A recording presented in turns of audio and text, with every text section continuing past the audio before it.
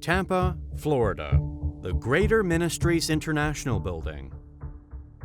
Pastor Gerald Payne conducts a service about divine enrichment. In the same building, there's a cashier's office where believers bring hundreds and thousands of dollars almost daily, hoping that God will return them 3 times more.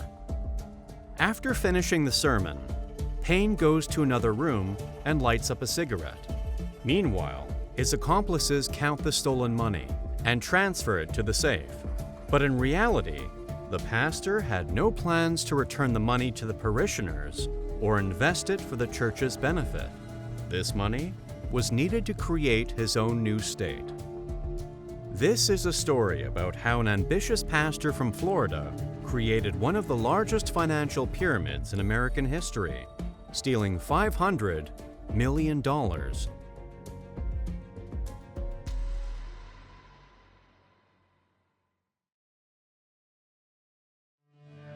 In the 1980s, Florida contractor Gerald Payne serves a short prison sentence for theft and lying to a grand jury.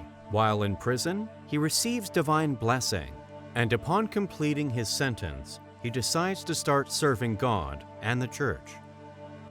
Gerald becomes a pastor, and after working in the church for several years, he realizes that material rewards from preaching don't match his efforts. So, Payne comes up with a new plan.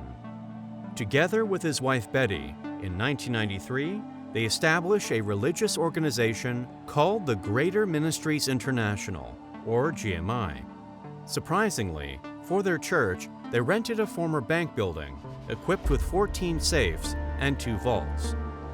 Initially, GMI promoted traditional religious principles and provided humanitarian aid to the homeless and addicts. Many supporters gathered around the church. Everyone loved Pastor Gerald Payne's energetic and inspiring sermons.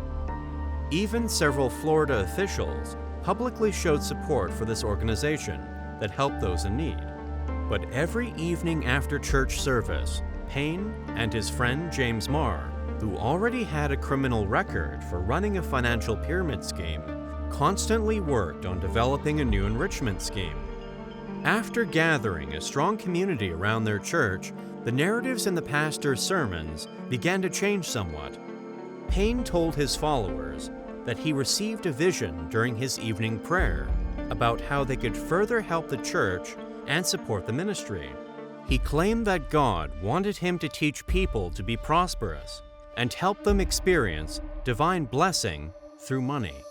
So, he developed an investment program called the Double Your Money Gift Program, which he claimed was inspired by biblical principles. To gain trust, he supported his plan with quotes from Scripture, such as Luke chapter 6, verse 38, "Give, and it shall be given unto you." The pastor assured people that their donations were going to God's kingdom, and that all participants would receive their money back doubled within 17 months. The scheme quickly gained popularity. Sermons about divine enrichment attracted more and more people, so the pyramid expanded, and investors gradually started receiving their doubled money, with God's blessing, of course. The financial pyramid operated according to the classic Ponzi scheme. Money from subsequent investors was paid to those who invested earlier. The more new deposits, the more money previous investors received. So, to maintain a steady flow of new funds, parishioners were often encouraged to bring new people to church and involve them in the program. Moreover, Payne recruited other corrupt priests to his scheme, who motivated their followers to invest in GMI and receive divine blessing. The priests themselves regularly received 5% of the income from all donations that came from their churches to the so-called gift program. The money was distributed as follows. Part went to payments to investors to generate more trust and motivate more people to invest in the church. Another portion of money was stored in the corrupt Best Bank.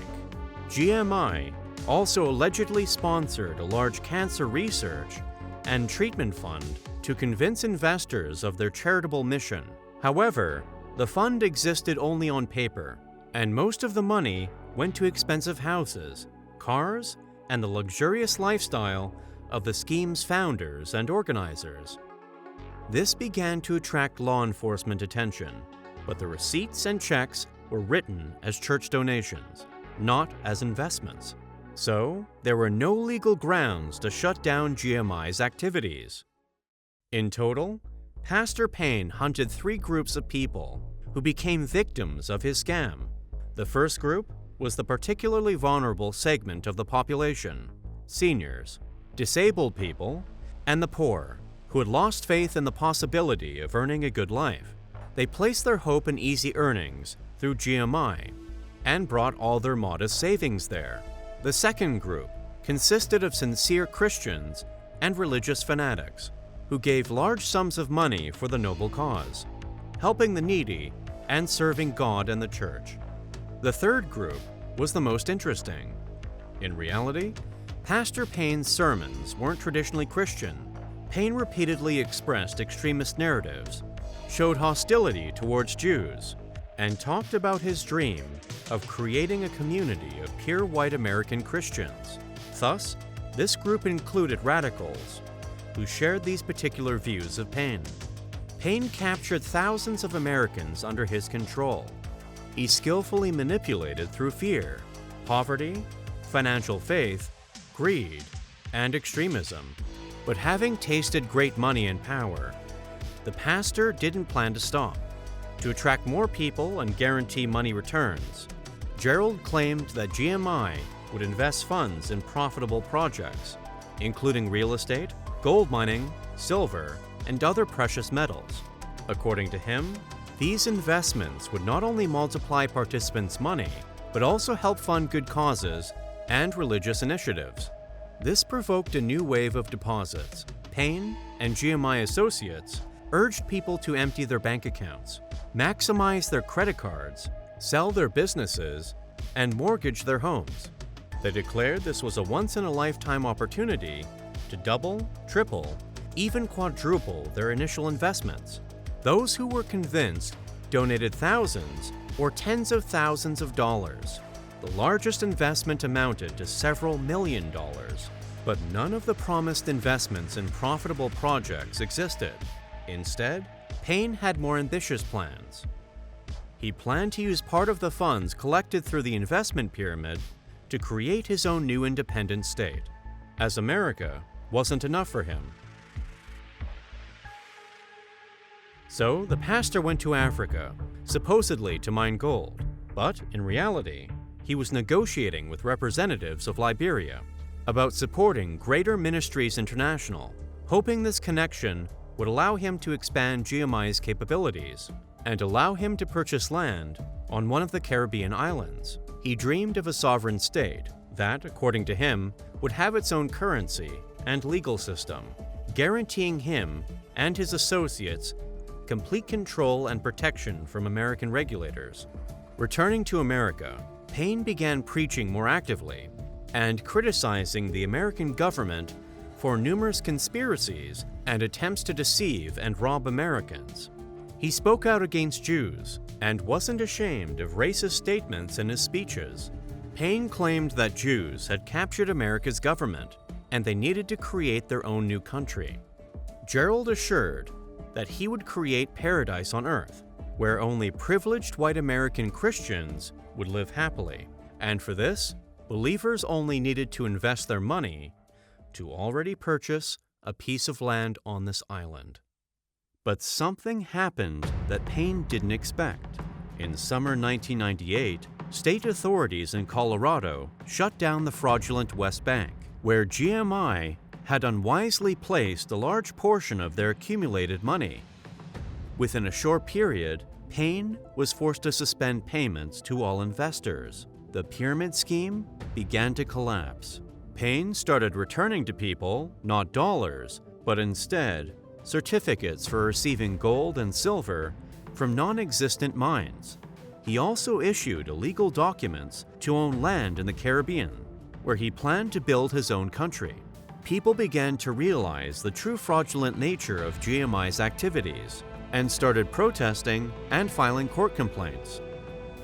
At that time, the FBI had already been monitoring the pastor's activities for 4 years.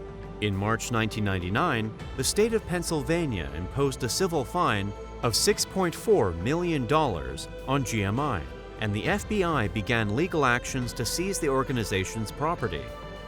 After several months, Payne and his associates were blocked and captured in their own building. Investigators discovered that GMI owned over 100 cars and trucks. Payne also regularly paid good profits to his associates and church elders. Just one defendant, James Chambers, received $1,300,000. More sinister plans of the pastor were also discovered, including a planned weapons arsenal for the Caribbean island he was trying to buy, and had even named Greaterlands.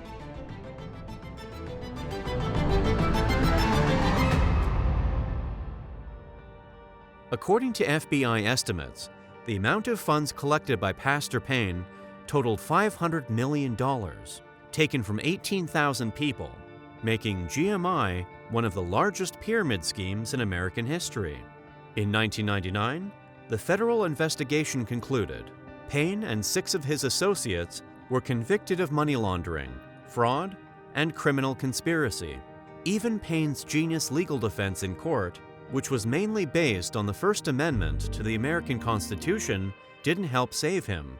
The pastor's lawyers tried for 2 years to prove that the government had no authority over any religious organization, including GMI, and everything Payne did was supposedly only to help believers and serve God.